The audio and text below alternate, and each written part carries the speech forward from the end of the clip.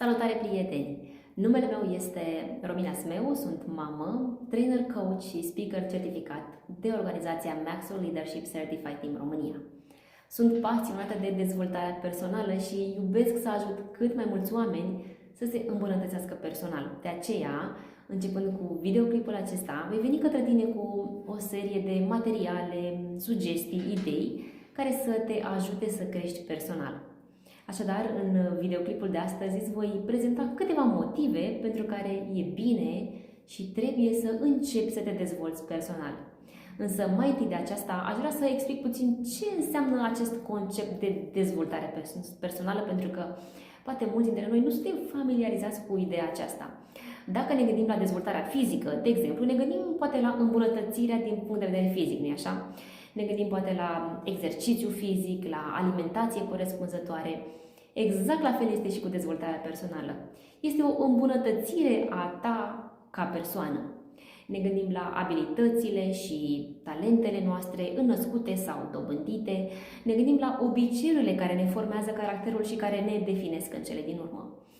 Ne gândim la acele aspecte care ne fac mai buni pe dinăuntru. Aici includem valorile personale, stima de sine, gândirea pozitivă, comunicarea și multe altele. Așadar, îmbunătățirea sau dezvoltarea personală se referă la acele acțiuni care ne fac și ne ajută să devenim mai buni, mai eficienți de succes. Desigur, succesul îl definim cu toții diferit, însă succesul personal înseamnă să ajungi cea mai bună versiune a ta. Iar vestea bună este că atât timp cât trăiești, te poți îmbunătăți. Totul se rezumă la alegeri. Acum, haideți să vă răspund la întrebarea de ce să mă dezvolt personal. În primul rând, ești dator față de Dumnezeu să devii mai bun.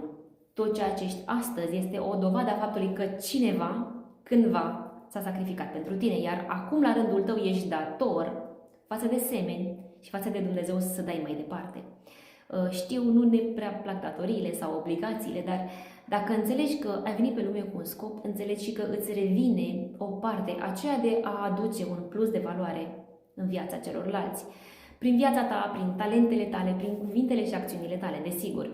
Dacă până acum simți că ai fost așa ca un rezervor în care ai tot acumulat, ai tot primit, îți recomand să te transformi într-un râu care să curgă și să se reverse către ceilalți.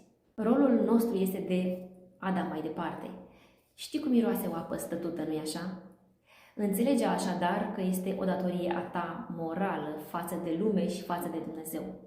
2. Odată ce devii mai bun, vei fi capabil să faci lucruri mai mărețe, mai bune, iar toate acestea te vor duce din ce în ce mai sus, în punctul în care tu îi vei inspira pe alții. Deci, când tu te dezvolți, ajungi să influențezi și să îi inspiri pe ceilalți.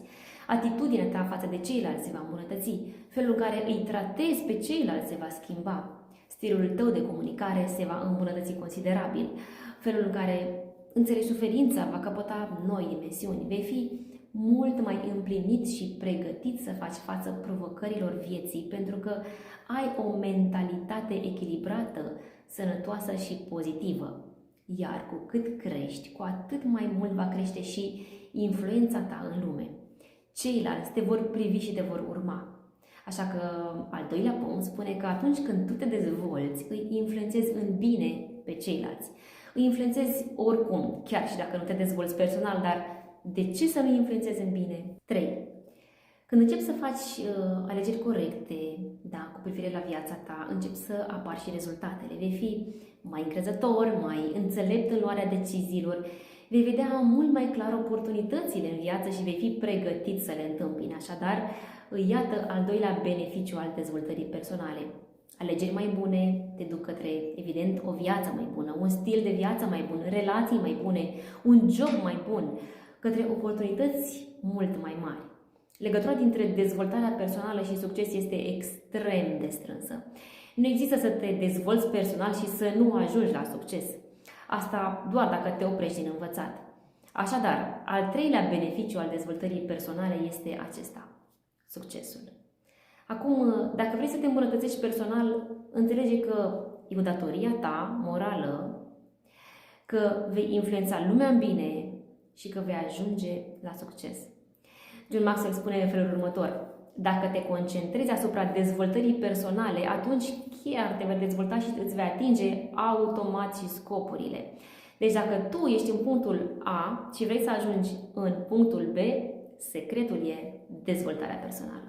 Dragul meu, munca asiduă nu îți garantează succesul, iar speranța nu e o strategie. Cum devii mai bun la ceea ce faci? Cum îți îmbunătățești relațiile? Cum ajungi să ai mai multă profunzime și înțelepciune ca persoană? Cum devii mai inteligent? Cum depășești obstacolele? Muncești mai mult, pe o perioadă mai mare de timp? Aștepți ca lucrurile să se îmbunătățească de la sine? Dacă și tu înțelegi că nu trebuie să rămâi pe loc, te las aici cu un citat al lui James Allen în cartea sa As a Man Thinketh.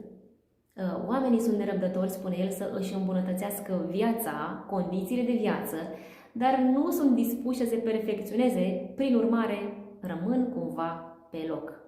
Așa că, dragul meu, dacă ai scopuri, visuri sau aspirații, trebuie să te dezvolți dacă vrei ca ele să se transforme în realitate. În următorul material voi vorbi despre 8 capcane în care poți să cazi atunci când vine vorba de dezvoltarea personală. Dacă vrei să nu pierzi acest următor episod, te încurajez să te abonezi, iar dacă acest material ți-a fost util, poți lăsa în parte din comentarii o impresie și desigur îl poți distribui și prietenilor tăi. Pe curând!